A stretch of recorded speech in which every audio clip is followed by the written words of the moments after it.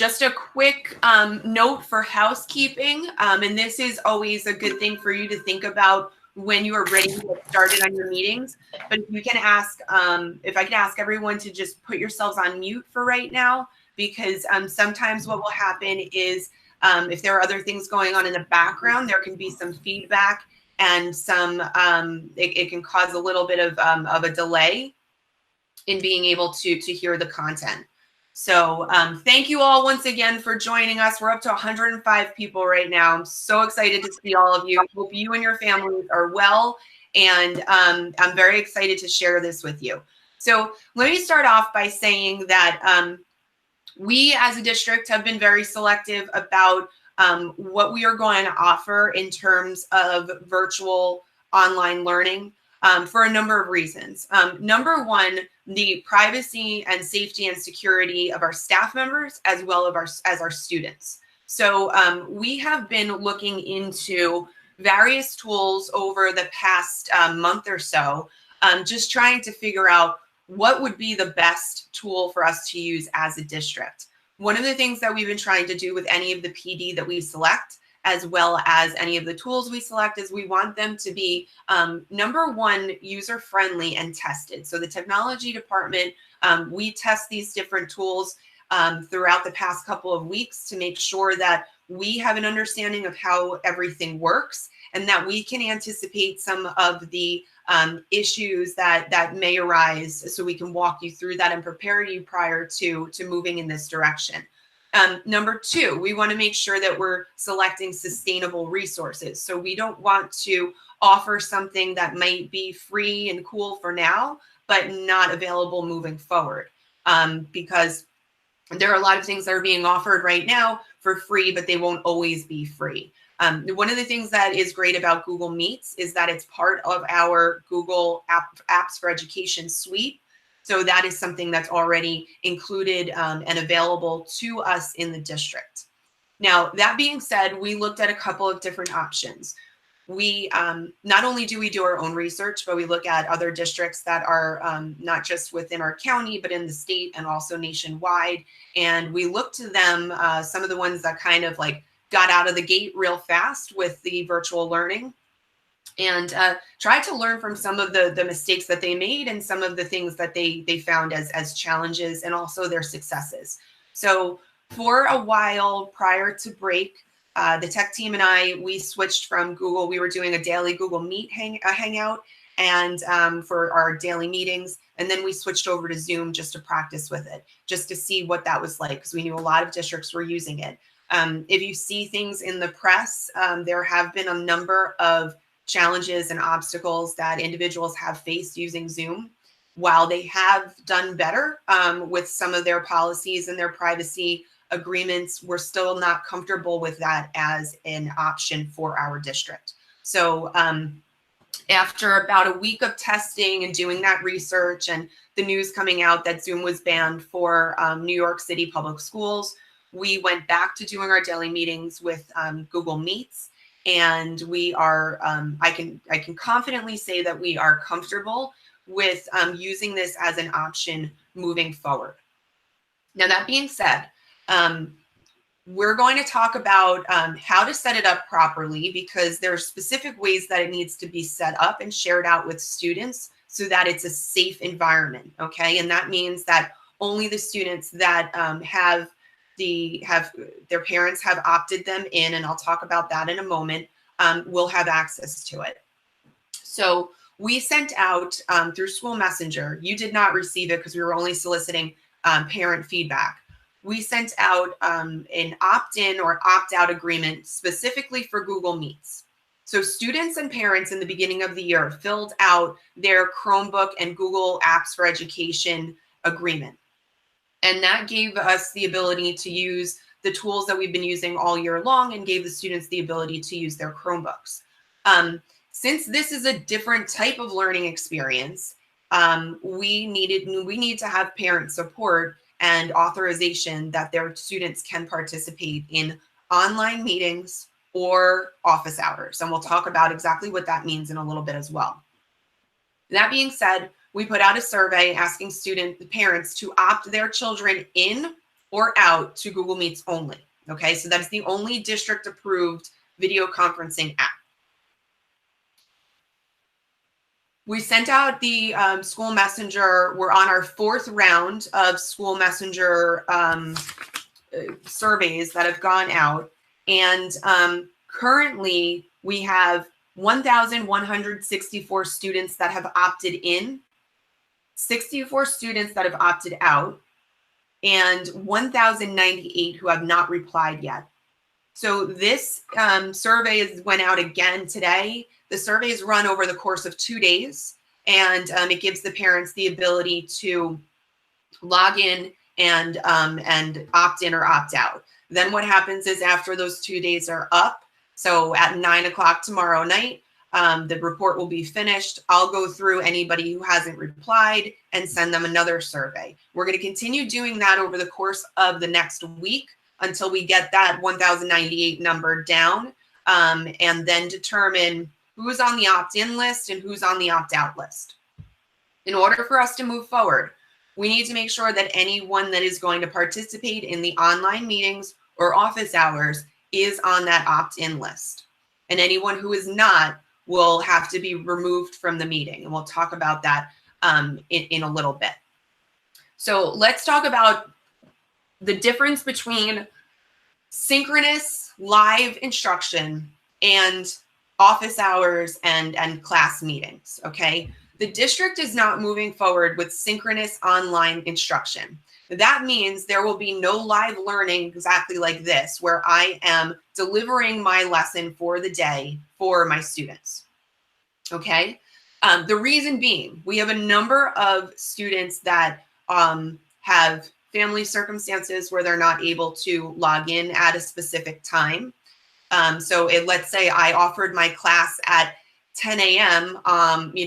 Every Tuesday. Well, not every student can log in at 10 a.m. every Tuesday. And that would leave a portion of our students, especially our students that need us the most, that would leave them out of that conversation and that learning. So we are not moving forward with that now. We are relying on, and I've seen so many wonderful tutorials and videos that you guys have created over the past couple of weeks. So we're looking at Screencastify, that I did a couple of PD sessions on. I know Natalie did a couple of sessions on Photo Booth, and those are great options for you to use to do screencasting, or also to just share a message or speak to your students as you're going through perhaps a website or a learning experience.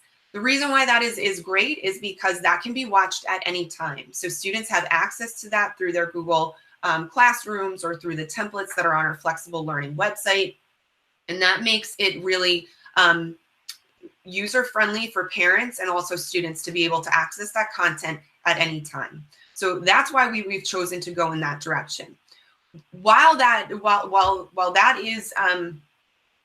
is necessary, and I totally I fully believe and I'm confident in that decision for our students and for their families and for us as well, because online learning like this can be predictable, okay, unpredictable. My dog at any moment could start barking, and I'm going to have to mute myself, and we'll have to take a little time out. Adults can be a lot more forgiving about that than students. And we're also talking about, when we make decisions like this, a range of students from preschool all the way up to seniors. So we have to make sure that we're equitable. Okay, so now that that's out of the way, we also know that there's a need for students to be able to interact with us, ask questions, maybe just do a morning check-in with some of our youngest students or even some of our older students, where they need to kind of have some of that interaction. And that's more of that human connection, that personal interaction, where you are there for your students to ask questions. So what we'll do as we move into phase 3 and phase 4 is work on schedules so that students would be able to connect with teachers at different times for different periods or subject areas. That will be determined by building as we move forward. But for right now, we're just going to go over the steps that you would take to set up your Google Meets through Google Classroom for your students.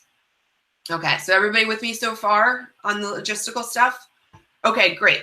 So I'm going to go over a couple of things. I'm going to share my screen with you right now. And we're going to go over just kind of like the background of procedures and policies that we have in place as a district, just to ensure the safety of ourselves and the safety of our students. Then I'm going to walk you through setting up your Google Meet through your Google Classroom. And then I am going to pass the torch over to Tyler Kazar, and he is going to talk to you about, he's going to show you a demonstration of what the Google Meet looks like from the student side as well as from the teacher side when you're ready to go live with that. Before I begin, I just want everybody to know that we are not moving into this right away. Okay, we're doing the PD over the course of the next couple of weeks, and then everyone will get the official word that it's okay to move forward with online meetings or with office hours. Does everybody understand that? We're good? Any thumbs up?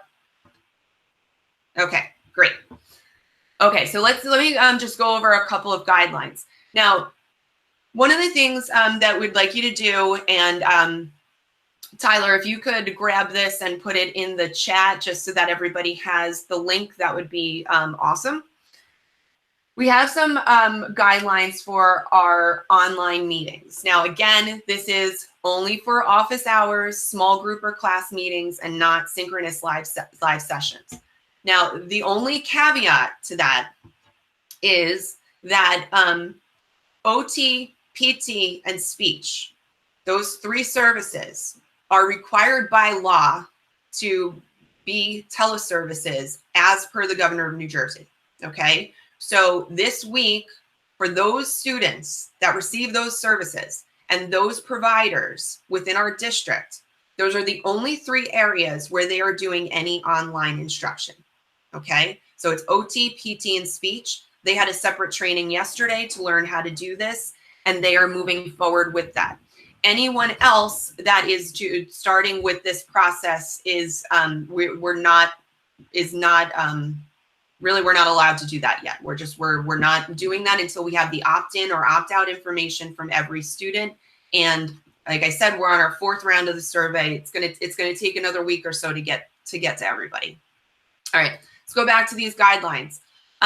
So you want to consider a couple of things prior to hosting your session. So there are two examples on the second page. I'll scroll down to that in a little bit, but if students are having a hard time with something and they need to ask you a question, will you have them share their screen with you?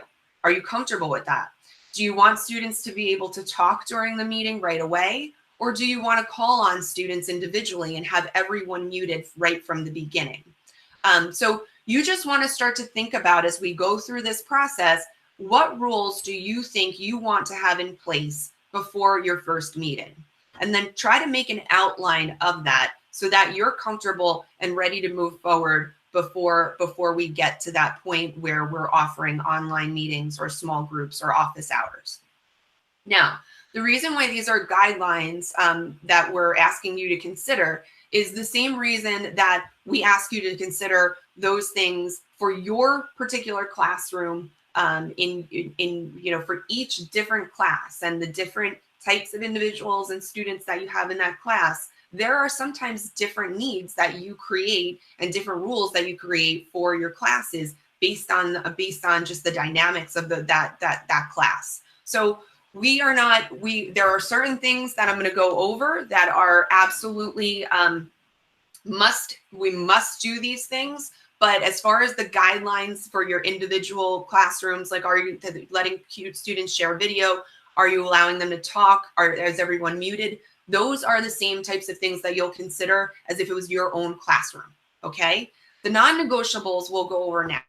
Okay, so one thing that you want to make sure of is that your background is free of distractions, okay? So we want to make sure that we don't have anything in the background that can be distracting to students.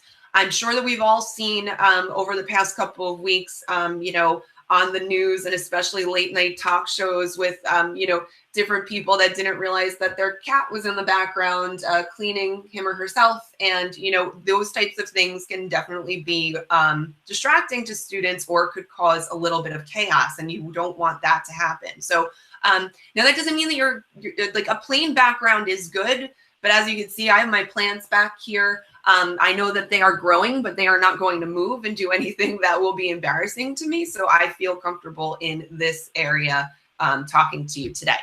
So you want to make sure that anything that is identifiable is also not in the background. So you want to think about things, pictures, maybe if you have family pictures and you don't necessarily want to display that, maybe choose a different area. You also want to be mindful that as much as we can possibly try to control this, to try to be alone in your space as much as possible, so that there aren't other distractions with maybe family members and things like that walking through behind you and not realizing that they're on camera. Another thing we want to think about too is just confidentiality with students being able to talk to us and interact with us. So just be mindful that even though you may be in a space where you are alone, students may not be. So there may be other distractions or other people that may be able to listen to the interactions from their home. Understand the FERPA rules. FERPA are the federal guidelines that we have to abide by for student privacy and regulations. And there's a lot of information in there about recordings and online meetings. If you have more questions about that, please reach out to me. I'd be happy to have a conversation with you. We're going to we'll give each grade level a list of the students that are on the opt-out list. We won't give you the opt-in list. We're just assuming that everybody is opting in unless they're on the opt-out. And the opt-out list is a lot smaller. So this way you'll be able to just look at that and see whether or not a student is allowed to be in that meet. Don't share your screen if you have windows open that are not related to the class. So, if I had a tab here because I was, trying to order online to ShopRite, or, maybe I was, perusing another website, which is totally fine. It's totally fine. But not something that you want to have open when you're trying to do an online meeting. So just make sure that the tabs you have open are the tabs that you need open. And the other reason for that is not just for your own privacy, but because the more tabs you have open and the more applications you have running in the background, let's say you have, you have your Chrome browser open, but you also have a lot of documents in Word that were open and maybe a PowerPoint. Well, all of those other things and all of those extra tabs, they're going to make your computer slow down a little bit. So you want to make sure that everything is closed out before you start a meeting. And if you're unsure if you haven't everything closed, or if you haven't restarted your MacBook in a while, it's always a good idea to restart your MacBook before you go on to a Hangout, just to make sure that things are nice and smooth. Don't share meeting IDs publicly. And I'm going to go over that specifically in a couple of minutes. Although we are recording this session for the purposes of training anyone who is not able to join us today, please do not record your sessions, even for those students that can't join at that time. We want these to just be meetings and conversations, and not necessarily something that you are going to record. So please do not record, and please make sure that students know at the beginning of the session that they are not recorded. The other reason why we are choosing to use Meets is because recording on the student's end is disabled. Okay, so they cannot record directly through Meets. Now, that doesn't mean that they can't pick up their cell phone and record the screen, but that's just something that we'll consider later, and we'll talk through that. Just to remind students that the code of conduct and classroom behavior and HIB all still apply. When you are done, make sure that you click there and sign off that you've read the agreement.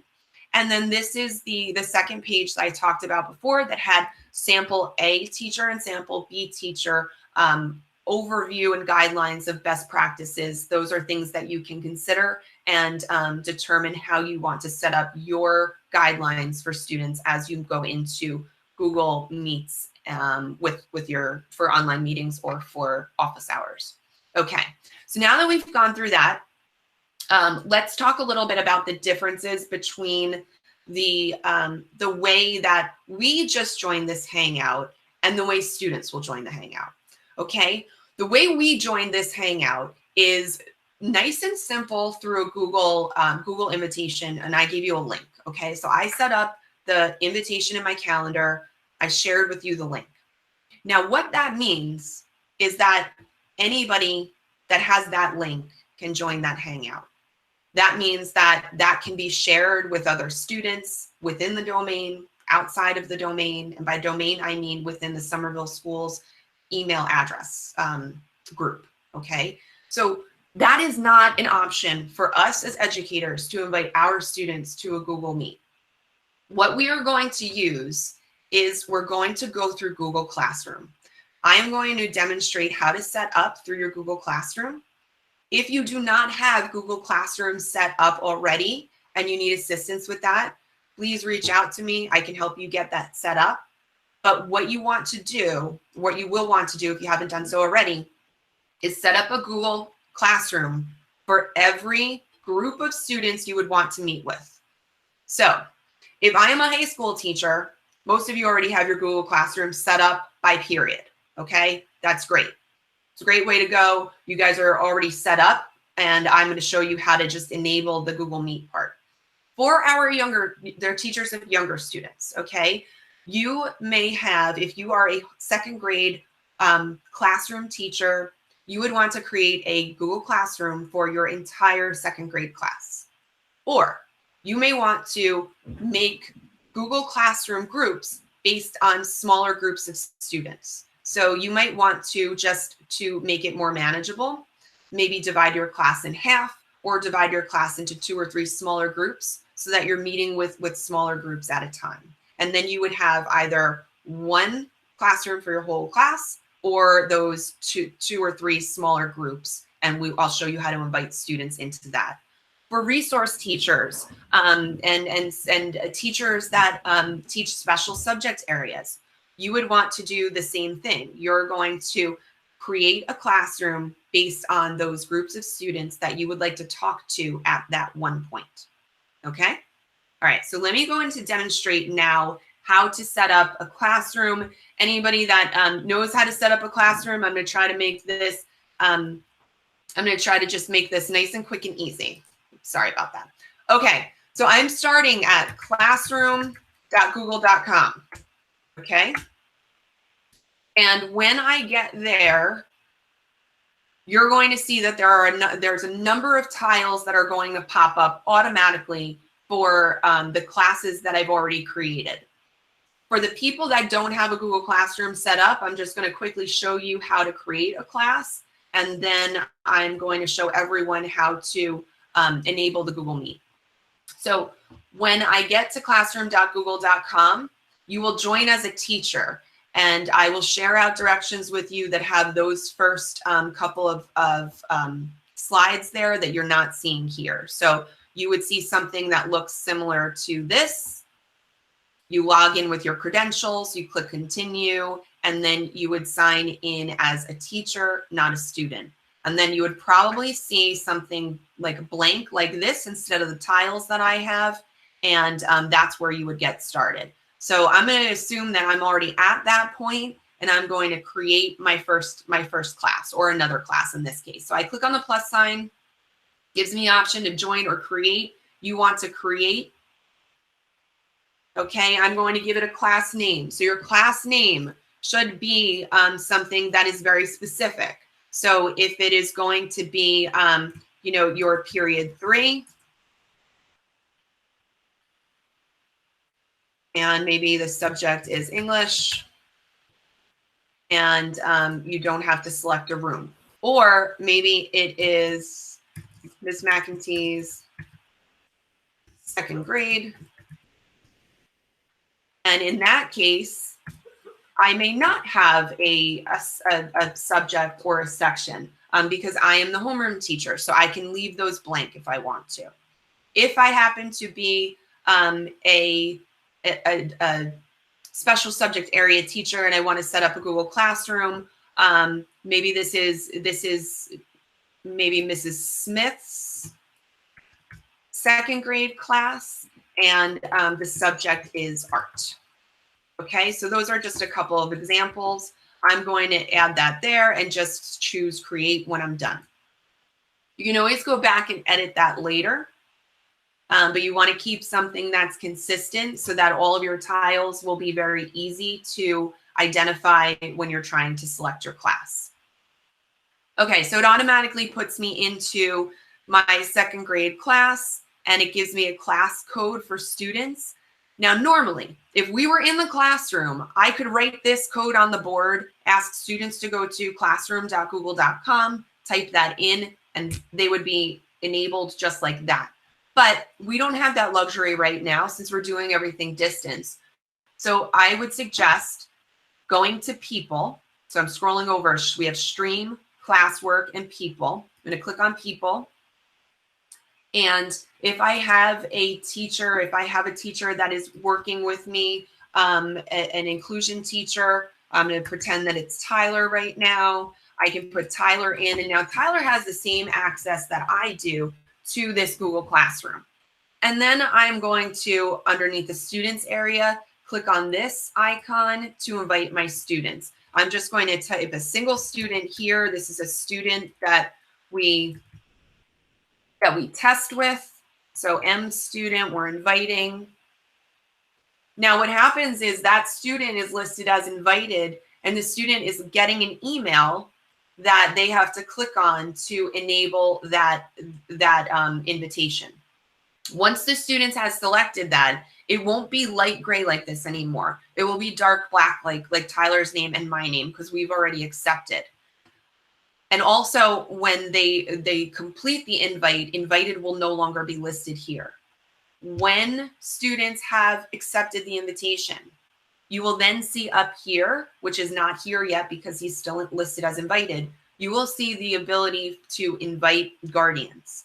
And there are directions that will accompany that later to invite guardians so that they can see summaries and things like that. They can't actually see your classroom, but they can get weekly updates if they choose to. Okay, so now that I have my classroom set up, I need to go over to my settings. Before I go to settings, I want to jump back to the home page of the stream and just show you again. So this just has the name of my class, the class code, but there's nothing here yet. Watch what happens when I go over to enable the meet. So I'm clicking on this settings icon, and this is where I can update any of these sections that I had just listed before with my class descriptions if I felt like I needed more. You can allow students to post and comment. That is the default. Or students can only comment, or only teachers can post and comment. So you want to think about those things too, what you want available to students. Show deleted items, you can toggle on or off. Guardian summaries is what I was just talking about. Once that parent accepts that invitation, then the student accepts the invitation, then you can invite the parent to see those summaries. And here is what we want to look at here, okay? This is the ability to add Google Meet to your Google Classroom. And if you plan on doing Google office hours or online meetings with your students, this is where you need to go. After you've created your classroom, you select the Generate Meet link. And for right now, if you generate your Meet link, you can toggle this off because we're not ready yet for students to be able to interact with that, okay? When it's ready to go live, we can click on it to go live. If you're afraid that you may forget that, that's fine. You can still have this toggled on because students won't be able to get into the meeting. If you do it this way through Google Classroom first and then enable the meeting, students will not be able to join the meeting unless you've already started it. And Tyler is going to demonstrate that in a few minutes. So, and then this here is our link to our Google Meet. Okay. So I'm going to leave that on because they're really, I have a ton of things to do. I'm going to leave that on. I know that students cannot access it later. If you think that students are going to go into their Google Classroom and wonder what that link is and send you a lot of emails about it, you can toggle it off and then toggle it on later. The reason why I say that is because once you click save here in the upper right-hand corner, now we see on the home page, this is what students will see, a direct link to the Google Meet. Okay, so I'm going to click on this now before I jump over to Tyler. And you'll see that this meet is starting. And I'm just going to wait here, okay? I'm waiting here until I'm ready to move forward with this meeting with my students. Now, it's a good practice to try to arrange your meetings to give you a little bit of time in between, 5, 10, 15 minutes, whatever you're comfortable with. This will help you not only organize things, but just do normal human things like maybe get up and get a drink or use the restroom or, maybe just stretch your legs for a little bit.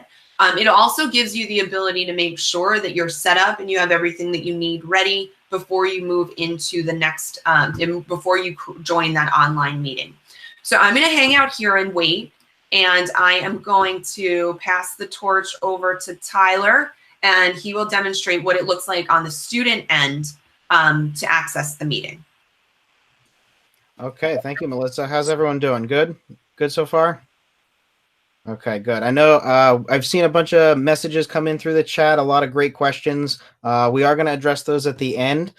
So just so that people don't think we're moving on and forgetting about you, we are going to address those later. I'm going to go ahead and share my screen. As I'm sharing my screen, I did this at our last training, but I'm going to do a little bit of a nerd out here and kind of take a moment to really appreciate the technology that we have available to us right now to make this work.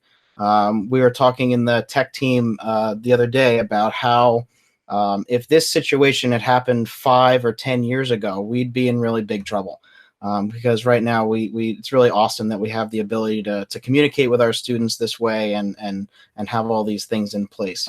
So as Melissa said, we're going to go ahead and start with doing a Google Meet with our students. And as she mentioned a lot of this, some security things, we're just going to reiterate that one more time when we go to start, check our surroundings. Do I have private information behind me? Do I have things open on my computer that I don't need open? Do I have people around me that I don't want around me? So again, when we start a meeting, go through this almost like a checklist and kind of take a look around you and say, okay, yes, I'm good to go and start my meeting.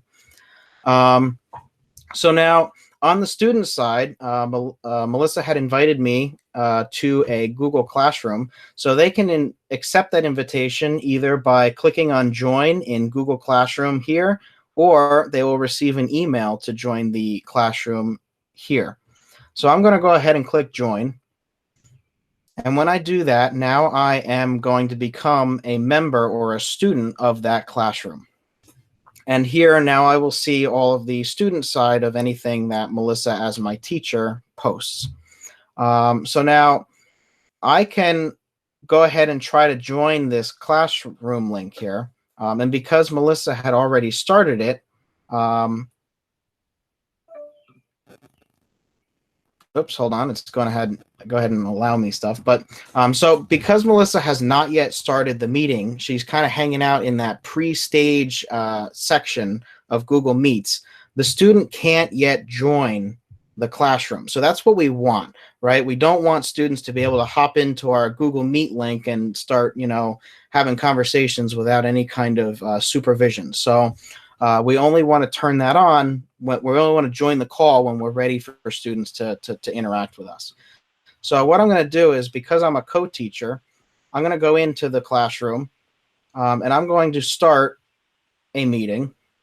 Do you want me to start it so you could stay in the student, or? That's okay. I'll start it because I'm going to show the some of the UI on this teacher side. Okay. That's user interface. Yes. So I'm going to go ahead and turn that off just so things don't get confusing. And I'm going to join the meeting. So now I'm in here as a teacher. Now this will pop up. This is if you wanted to add people outside of your Google Classroom. So you can invite maybe a teacher that's not in your classroom, or that this could be used in various different situations. I wouldn't worry about that right now unless you have a very specific use case for it. So we can just go ahead and close that. That's nothing to worry about. So now I'm in the classroom. Now I can wait for my students to join. And as we said, we probably want to join our classroom, maybe like our Google Meet, maybe like 10 minutes prior to our scheduled time, just so that we're in and we're set up, and then they can start to join, and they don't get those error messages and get turned away.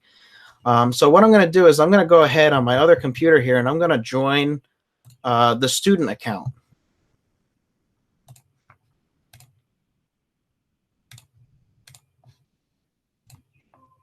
So now M student, which is our test account, has joined the meeting. So there are a few things that we can do by setting up our Google Meet this way that give us a little bit more control over the Google Meet than if we set it up different ways. So what that means is, because I'm in a teacher role, I can actually go over here to our participants, and I have the ability to mute and unmute our students. So if our student is unmuted and is maybe causing feedback or talking too much, see, I got some feedback now, I can go in here and I can actually mute the student so that that's not happening. I also have the ability to remove our students if there's issues that, maybe they're just not whatever, we have to remove them. We can do that as well. We might also use this in that opt-in, opt-out situation. The other reason why we might use this remove participant is because it's important that when you end your meetings, you're the last person to leave the meet. And the reason for that is, if you're the last person to leave your meet, then your sorry, I just want to make sure my microphone's still on. You will turn off that meeting link after you leave. So after you're the last person to leave, the meeting will register that you left the meeting, no one else was in the meeting, and shut the link off so that students can't join anymore. So that's an important step.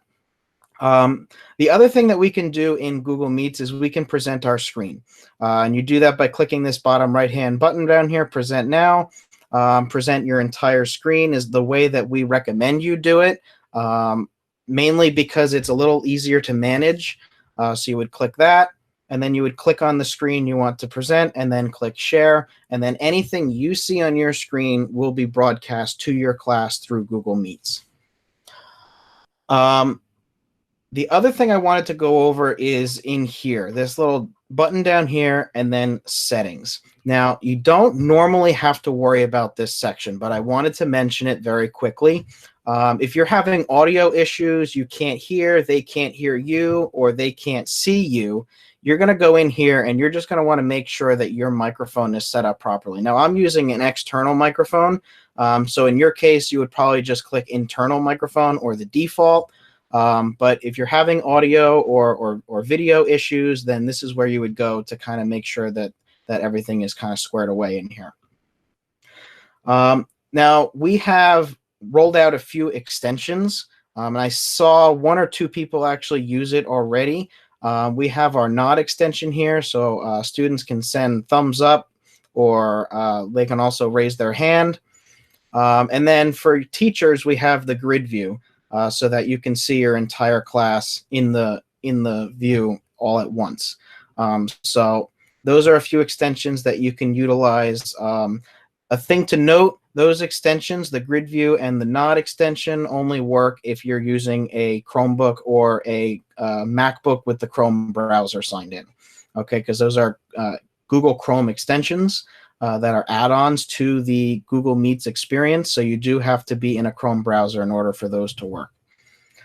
So to end my meeting, like I said, I want to make sure that all of our students are removed. So I can go in here and I can remove our student here.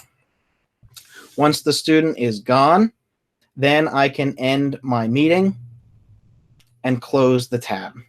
And now a student cannot rejoin that meeting because I have closed them out. So I can go ahead and prove that to you by clicking on here. And it will say, hey, wait a second. Sorry, the teacher left. You can't join.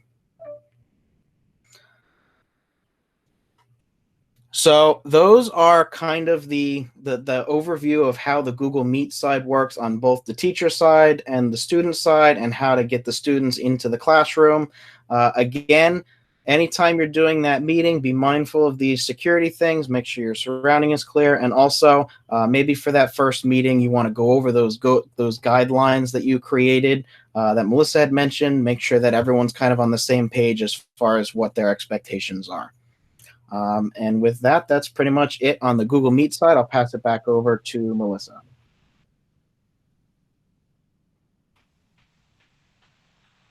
Thank you, Tyler. Isn't he awesome? Everybody give him a thumbs up. 2 of them. He's so good. Thank you, Tyler. You're the best. I'm very lucky. The whole technology team they are wonderful, and all of you are wonderful for being here too. So let's jump over and look at some of these questions that you put into the chat. Thank you so much for reaching out. We're going to do the best we can to answer them. Is there a setting where students can automatically be muted upon entry to our Google Meet, or will they always have to press the mic to mute? Tyler, do you know the answer to that one? So Google Meets is a little funky with how that particular thing works. Sometimes it will mute upon entry based on the meeting size. And then other times it's something that'll pop up in that pre-join box where they can just mute themselves before they get into the meeting. So I would say the best thing to do is just remind everyone to mute themselves when they go into that initial thing where it says, you know, here's your microphone, here's your thing, click here to join. Just have them mute themselves there anyway, because like I said, it's a little strange, the behavior. So. Right, and what we've been noticing, I'm just going to share my screen again to just demonstrate something with you. What we've been noticing is, like many technology tools, but especially lately, companies are changing their options and their settings, almost daily. So we're trying to keep on top of that. But as of right now, it is a little, it does depend on the actual meeting. The other thing you could do is, as the student, as Tyler had demonstrated before, as the students log in, you can click on that icon and then ask them and turn their microphones off by selecting that icon. Okay, let's get back to the chat here. And you'll notice that I am on a little of a lag here because our meeting size is so big. Even though I tried to close out everything else that was that I didn't need on my computer. Can you edit groups in Google Class if you decide to change it from whole class to smaller groups down the line?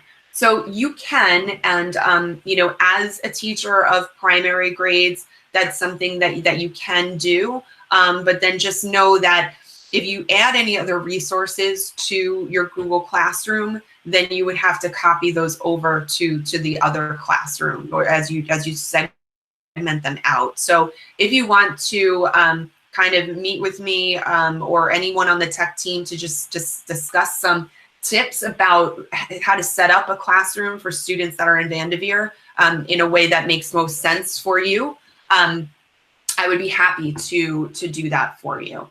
When adding the students in your class, are we only adding students who opt in for Google Meet? So in your classroom, if you are already using Google Classroom, you don't want to change the students that are already in there, okay? Because you already have your class in there, you have your assignments, you have your resources. You take a student out, now that student no longer has access to everything that you've already created for them. So no, you would not want to now if you're starting new as a first grade, second grade, or a teacher that's never used Google Classroom before, if you want to operate off the opt-in list and then only create a Google Classroom without any resources in it, but just to generate that Google Meet link for those students who have opted in, that is okay. Will families get information on how to accept invitations? Yes. As we move forward and we get all of the opt-in, opt-out information, we will send directions to families so that they know how to log in. And it's going to look different on the preschool to 2 side, or preschool to 2, as it would for 3 to 5, because most of those 3 to 12, because most of those kids are used to logging in with their Google credentials and also familiar with Google Classroom. Pre-K through 1 do not have access to their district email. Will they get that information or use family emails? So we are going to do kind of a combination of both. All of the students have email addresses, but they don't necessarily know how to use them yet. So right now, the technology department and I, we're concentrating on the students that are receiving those PT, OT, and speech resources, and we're sending them individual login instructions so that they know how to log their kids in through their email accounts. Now, while we try to make those directions as simple as possible, not every parent may be able to do that, or feel comfortable signing out of their account and signing into another account. So there may be options where you might need to add a parent email to the Google Meet once it starts, so that that student can join in. And for the lower grades, we can do another session with you guys just to talk this through once you kind of process everything that we've put out here today. Can you put multiple Google Classrooms into the same meeting? So you can, but I don't know that will be something that you're going to want to do moving forward. Number one is because each school has to develop a schedule so that we don't have overlapping meetings. We don't want a student to have to decide, do I go to Ms. McEntee's classroom or do I go to Mr. Kazar's class, like meeting link? Which one do I go to? So each school has to come up with an idea or a schedule of what would be manageable so that our classes don't overlap.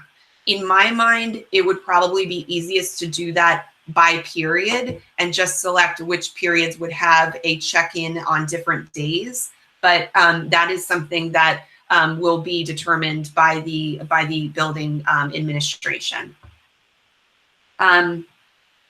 If all students in a current class do not opt in, do I have to create a new class that only included those that did opt in? Well, that is your choice, okay? You can either you can create a different classroom and express that to your students that, while these are your assignments in this Google Classroom, this is the Google Classroom that you're going to go just for meets. And you can have just those students in that meet and without any of the resources. And then you just need to keep track between the two. It's getting a little dark in here, sorry. You can keep track between the two so that you know where you're posting the assignments and classwork and where you are just using that meeting link. Is there a way to make the link visible so that to only the students who have opted in? That is the only way to make it visible to the students that have opted in, is if you do it separately. Who is responsible for making sure only opt-in students join Google Meet? You, as the educator, are responsible for maintaining who should be in your Google your Google Meet, and who should not be in Google Meet. As I said, once the lists are completed and everyone's done the surveys, we will share the opt-out lists with you by building and grade level so that you know who to look for. It is then your responsibility to check those lists. And if someone joins that does not have the permission to opt in, you will have to remove them from that group. Now, that being said, it would also be, and I would highly suggest this, as a classroom teacher that is interested in offering in phase 3 a meeting or office hours to your students, I would, if when I was in the classroom, if this was happening to me right now, and I had a list of students that had opted out, I would be calling every single one of those parents and just explaining how I'm planning to use Google Meets, what the rules and the outline is, and why I would really highly suggest that they allow their student to at least try it, they can watch and see what they think about it, and then decide if they wanted to not allow them to do that. And that would be my decision if I was still in the classroom, what I would do if students were on that opt-out list, and at least have that conversation with parents so they fully understand how it would be used before they decide just a hard no. And I think Tyler covered this before as far as the thumbs up. If you are on the Chrome browser, that has been enabled as an extension, as well as the grid view, so that you can see everybody as I'm seeing you guys right now, since I'm sharing my screen. This has been really helpful to me in doing these meetings over the past couple of weeks, to be able to see kind of everybody in, so that when I check in for a thumbs up, I'm able to kind of, visually see very quickly who is available or not. So the name of the extension that allows you to raise your hand is called Nod, N-O-D, Nod, like nod your head. And that has been pushed out to staff, to the Chrome browser for staff. If you don't have it, either the Nod extension or the grid extension, and you are in the Chrome browser and in the Meet, please submit a ticket through the tech support ticketing system through Incident IQ, and one of the technology members will address that. So I know that we have 2 faculty meetings in 8 minutes, so I want to wrap this up. First of all, I want to thank everyone for your participation today. I'm so excited to see the interest that so many of you have to move in this direction. The one thing that I want you to just to think about is online learning or online meetings are going to be, at least in the beginning, think about this is like September online, basically. Kids are going to need to follow our lead. Things are going to be a little messy at first. Things aren't going to work perfectly. Kids might have problems accessing and logging in. Their internet speed, their Wi-Fi might not be as fast as some other kid in the class, and they might have lag issues. So expect that those things are going to happen, and just roll with it, okay? Try to be patient with yourselves. Try to be patient with your students, because those things are bound to happen. That is why, another reason why we are not doing that online live learning, and this is really just a check-in. Determine your guidelines for your group, and how you want students to be able to ask a question. Also, consider buddying up with someone and making sure that you have a few students in the class with you, and it's not just a one-on-one video thing. You can determine whether or not you want students to have video on, but maybe you want to buddy up with another teacher that is going to be in the room prior to you starting. Just like we wouldn't want to be one-on-one in a classroom with a student, we always have at least a couple of students with us. The same rules apply for online. So think about those things when you are going to set up your meetings. The way we're setting up meetings with our PT, OT, and speech teachers is that they are having an instructional assistant in their Google Classroom with them. So that's something for you to consider as well. So just keep those things in mind. Now, you've learned a lot today, and I'm sure that there's probably a lot of questions that are going to come up about what this is going to look like for you as you move forward. Think about those questions. Reach out to one another, to me, to the technology team, and we will, work together to try to find something that's comfortable. But like I say in every PD that we do, be kind to yourselves, be patient with yourselves, because nothing is going to be perfect, and we're all in this together. So thank you all. We have 5 minutes before our next meetings. Thank you so much for being here. I sincerely appreciate each and every one of you and all the hard work that you're doing. I hope that you have some great faculty meetings today. And for middle school, I'll see you guys on Monday. And please let me know if you need anything else. All right. Take care. Hope you and your families are well. All right. Stay healthy. Bye.